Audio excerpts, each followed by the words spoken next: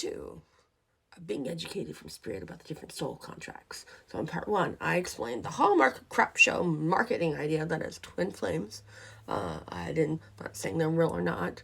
I'm just saying what I've been educated through my spirit guides as. Second, I was talking about karmic relationships. Now, these are the relationships that are often come in to teach you a lesson. So it's they help you grow.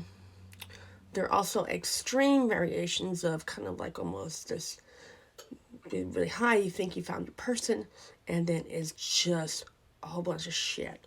And it's about learning those lessons and clearing that karma. And often, once you have learned those lessons, the relationship is over and done.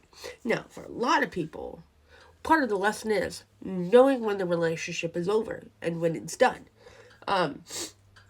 So it's also one of those things that teaches you try not to hold on to toxic stuff. Excuse me. Are things that are not serving you for any longer than what you need to be, or whenever the lesson is done, stop trying to put yourself through the same lessons.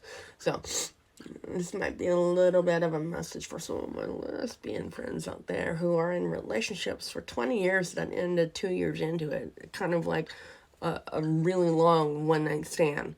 But there are other heterosexual, different kind of relationships that have that too. But it's just kind of like tending to be some of my own friends that I see that with. Yes, I've told them. So these are often the relationships that start as cheating. These are relationships that often start whenever you're not in the healthiest place in your life. And then as you become healthier, the relationship grows apart because one person often changes and the other one doesn't. And you grow apart. And it's about identifying when to grow apart. No, I'm not knocking anybody on this because I've been in these type of karmic relationships where I stayed in way longer than what I needed to. Like, really, 10-year relationships that really should have been done after a week of meeting each other. Yeah, that was my karmic lesson. That was my learning to do. Did I learn the first time? No. Did I learn the second and third time? I was starting to get it after a while. Have I already learned that now? Absolutely. It's done.